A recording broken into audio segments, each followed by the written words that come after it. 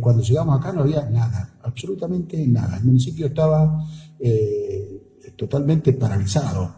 No había un equipo en obras públicas, por ejemplo, no había ni un solo proyecto de obra pública. Eso en 2015. Eso fue en el 2015. Ajá. Bueno, nosotros tuvimos que reconstruir el equipo, con arquitectos y demás, que si bien estaban dentro del municipio no estaban organizados. Así que tuvimos que darnos la tarea de reconstruir el equipo, de volver a ponerlo activo, y eso nos llevó 6 meses. A partir de ahí nosotros empezamos a presentar proyectos y demás, y bueno, hubo ese año 2016, los últimos 6 meses conseguimos obra pública, 2017 conseguimos bastante obra pública, y en 2018 lamentablemente se paralizó el país, empezó la crisis económica que comenzó en marzo, abril, mayo, y bueno, después se fue. Crisis económica, digo, consecuencia de las propias políticas implementadas sí, claro, en ese momento sí, por el claro. gobierno nacional de Mauricio Macri. Totalmente. Digo, vos sentís, y te lo pregunto porque no lo sé, ¿en qué momento sentís que empezás a distanciarte, si es que pasó, durante la gestión de Macri y Vidal? Porque digo, en 2019 fuiste candidato. Y no quiero tocar este tema porque es muy sensible, pero digo, acá estaban las fotos de Vidal y Macri. Sí, pero allá estaban las de Perón, y yo siempre que venía acá. Sí, eso es verdad. Son mis raíces. Sí. Yo nunca oculté que era, pero yo en realidad me mandaron los cuadros y había que ponerlo, porque si no después vos viste cómo son. Sí. Y no te mandan ni siquiera una carrepirina. Pero bueno, los defendías. ¿Cómo? Los defendías públicamente. Y uno tenía que decir alguna cosa, porque si vos no decís nada, decís porque él es así, lamentablemente.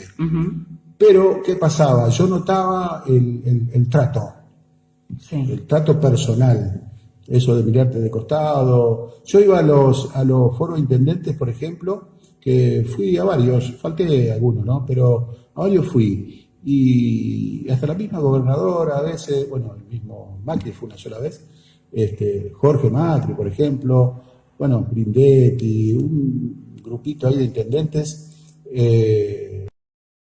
que para la decisión, porque nadie lo eligió, pero ellos estaban en la cabecera, manejaban todo, y nombraba siempre, bueno, gracias a los integrantes de la coalición de la PRO, UCR y coalición cívica. Y yo también era uno solo de fe, obviamente. Claro. Así que nunca me nombraban a mí. Pero también eras uno solo de fe, pero que habías ganado las elecciones, incluso teniendo más votos que ellos. Totalmente. Las 3 elecciones acá en San Pedro, yo saqué más votos que ellos, siempre. Si viste que a veces por ahí, a mí no me podían decir, de hecho alguna vez intentaron decirme, y la verdad que nos trenzaba una discusión, porque supuestamente ellos decían que había muchos intendentes que debían ser intendentes a ellos. Y yo eso no se lo debía. Yo nunca me sentí comprometido en eso, porque nosotros siempre sacamos mucho más votos que ellos, acá en el orden local.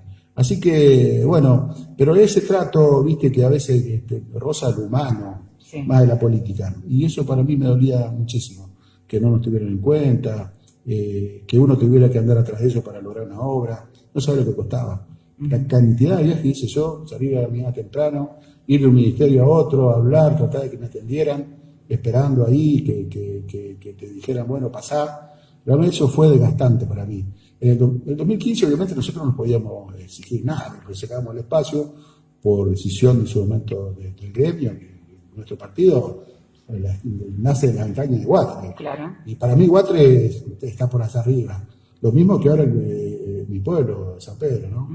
Y bueno, decidió en su momento Pedro Venegas hacer esto, y nosotros lo primero que aprendemos los gremios desde chicos es ser orgánico y disciplinado. Y aunque no nos gusta alguna cosa, bueno, vamos. Y bueno, de hecho soy ahora, hasta el día de hoy, ¿no? el único intendente del partido FE, nacido del gremio. Así que bueno, en 2017... Se complicó en 2017 el armado de las listas. Porque ya creíamos nosotros que teníamos derecho. Claro. ¿Por qué? Por la elección que hicimos anterior. Entonces yo me siento en ese momento con Salvay, con Campbell y demás, hablando con María Eugenia también, a pedirle, denos un lugar. Nosotros queríamos tener una compañera, un compañero como diputado, como senador. No, así directamente no. Tenés que esperar. Bueno, claro, no era de ellos, ¿no? Entonces había que esperar. Los lugares se los repartían ellos, y bueno, la verdad que ahí se empezó a enfriar la relación, y ya empezar a, bueno, en el 2019 llegamos muy desgastados realmente. Yo recuerdo que me fui fui a sentar con Alex Campbell y con Salvay en un búnker que tenía acá en la capital, y realmente fue una discusión tremenda. Les dije y me dijeron, no es que les dije yo, les dije y me dijeron varias cosas. Pero se negaron totalmente a darlo nada. De hecho, terminaron armando las listas, poniendo a Owen Fernández como primer candidato a senador.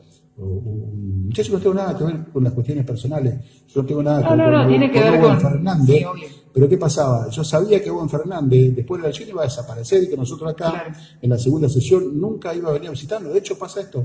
Vos fijate, estamos en el 2021 y Owen Fernández nunca, jamás me llamó para decirme, Cecilia. No, yo ni me acordaba. Perdón. Claro, pero encabezó la lista. Encabezó la lista de senadores.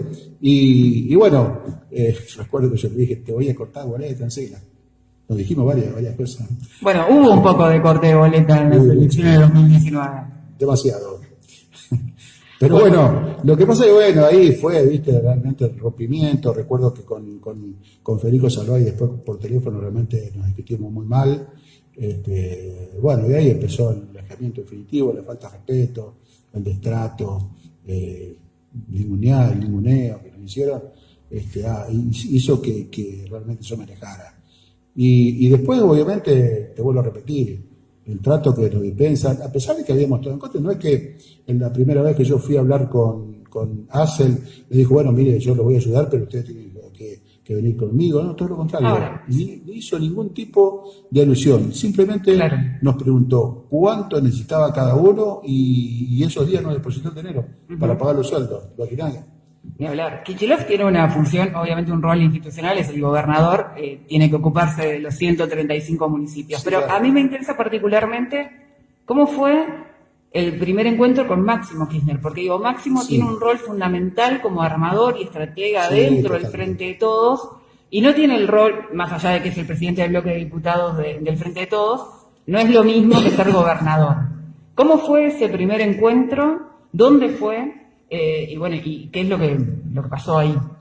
Bueno, sabés que yo, bueno, ellos saben que yo tengo una profunda relación, una raigambre, que soy del gremio de Guatre, y obviamente a Máximo y el equipo le interesaba hablar con el compañero Ayala, que era el secretario general del gremio.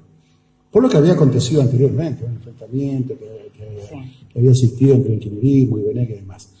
Así que bueno, me llamaron, me dijeron que Máximo quería hablar con el compañero Ayala, así que fue un día viernes, el día lunes siguiente estuvimos con Máximo, a las 10 de la mañana, y la verdad que fue una charla muy amena. Fue la primera vez que lo vi, me pareció un ser humano excepcional, realmente.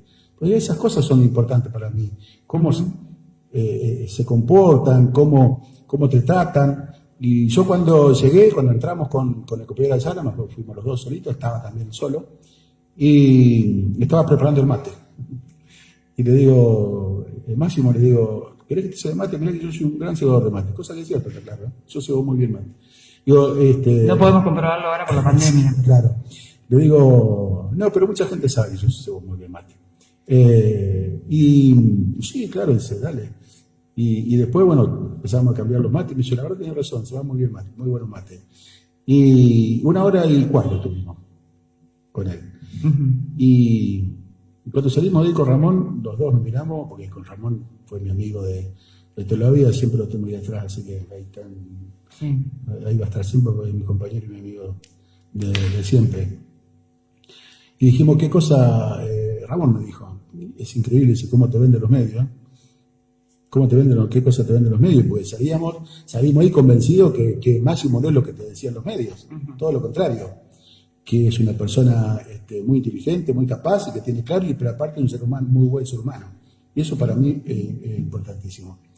Y bueno, y la segunda vez, otra vez estuvimos con él, charlando, también un rato largo.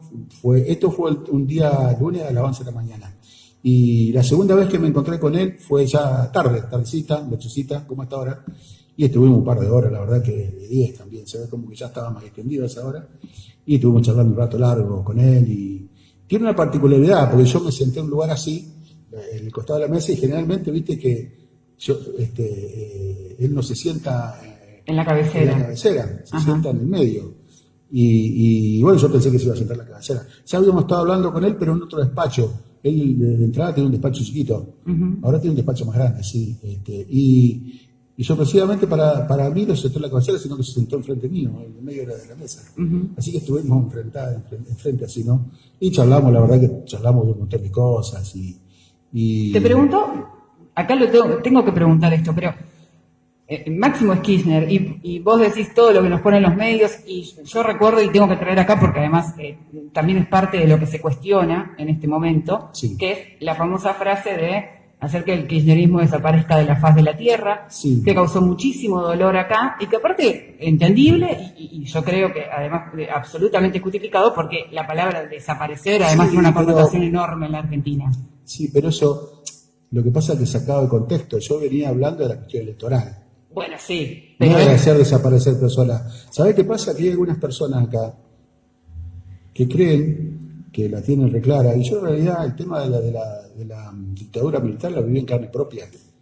¿Me entendés? Yo era secretario general, en esa época ya era secretario general de Guatra de acá San Pedro, ¿no? Y vivía en la que ahora es la Benefactora Sanpedrina, entre Güemes y Boulevard Moreno. Ahí tenía mi casita, una casita de 4x4, era el secretario general de Guatre, y en esa época de la dictadura venían 2, 3, 4 de la mañana cuando había un paro, una cosa, 81, 82, 83, cuando se estaba ya vislumbrando la recuperación de la democracia. Venían y me golpeaban la puerta, la policía, y porque iba a haber paro, supuestamente, pues sentía algo ahí, la época de Saúl fue, y me venían a buscar, y me llevaban a la comisaría, y me tenían ahí hasta mediodía, o a veces hasta un rato más, y me decía, ¿usted va a adherir al paro hoy? Y vos, viste, ¿te imaginás? claro. Entonces, no, nosotros adherimos. Bueno, vaya y siéntese por allá. Y ahí me tenían sentado, pasaban la policía por el lado mío, yo sentadito ahí, con otros compañeros, si no es que estaba yo solo. La verdad que no puedo decir que me torturaron, no me mentiría si dijera eso. Pero estaba el miedo. Pero Bueno, pero estaba digo, el miedo con más porque razón, es fuerte por eso, la frase. sí, pero a es ver. fuertísima, es Sí, a mí me parece pero un montón de a ver, cosas. ¿sabés? Mira, el otro día, te cuento, Sí. porque estuvo Guado acá en Pergamino. Ajá. ¿Recordás que hace un mes atrás más o menos? El ministro del Interior, Guado de Pedro, digo. Exacto, Sí. bueno, sí, Guado, pues, sí, también lo conozco y la verdad también También un hombre más que cercano a Máximo Kirchner y sí, uno de los que más colabora en el sí, armado. sí, es bueno, es el ministro del Interior. Exacto. Y bueno, después de la inauguración de la ruta fuimos a almorzar ahí, después obviamente hizo la reunión política, y la verdad que bajó un mensaje realmente tan esclarecedor para algunos que me gustaría que muchos que dicen, pero Cecilio dijo esto, lo hubieran escuchado, lo que dijo Guado. En su momento él dice, porque me contaba esa anécdota, que muchos cuando dijeron, hay que traerlo a Sergio Massa, hay que traerlo a Alberto, los tenemos que traer, y muchos dice, no, ¿por qué Sergio? ¿Y por qué Alberto? Y dice, y Cristina, Máximo, yo y otro grupo de compañeros y compañeros, y dijimos, sí, Alberto sí, Sergio sí, y si fíjese, hoy somos gobierno. Ahí surgió la idea del con todo, dijeron, ¿no? Claro, y dijeron tantas cosas, decía él, y fíjense que hoy el peronismo unido triunfó, y ahí es donde él toma como ejemplo eso, de lo que decía Sergio Massa, que hoy es el presidente de la Cámara de Diputados, y lo que decía Alberto, y hoy es el presidente de la Nación. Yo dije chiquito así, porque sí, yo ahí coincido con vos, pero también en el otro lado digo, un poco la diferencia localmente, lo que duele es que a quienes, digamos, quienes son kirchneristas, militantes kirchneristas locales, además son parte de la ciudad o sea, que vos gobernás, y entonces también sos intendente aunque no te hayan votado. Sí, claro. Me parece que es muy fuerte, y más allá de que entiendo todo lo que vos estás explicando, y entiendo lo demás y lo de Alberto, y digo, esto ya es una opinión personal, digo, no deja de ser fuerte y no deja de ser una cuestión que sigue doliendo, más allá de todas las cuestiones. Bueno, pero hay gente que le duele. ¿Vos crees que no? Que es una pose. No. Sí. No, se lo quieren utilizar políticamente. Bien. Escuchame, las cosas yo escucho a veces, porque viste, recordás cuando pasaban esos videos que pasan, que arman, que yo las cosas que decía Massa, las cosas que decía Alberto. Y hoy el presidente de uno en la Cámara de Diputados. ¿Entendés? Es así. Y yo te puedo asegurar que acá en San Pedro, porque lo hemos visto y sabemos, muchísimas compañeras y compañeros periodistas me han votado en el 2015, el 2017 y el 2019. Sí. Seguramente. Y el 2021 vamos a necesitar más el apoyo de esa gente más que nunca.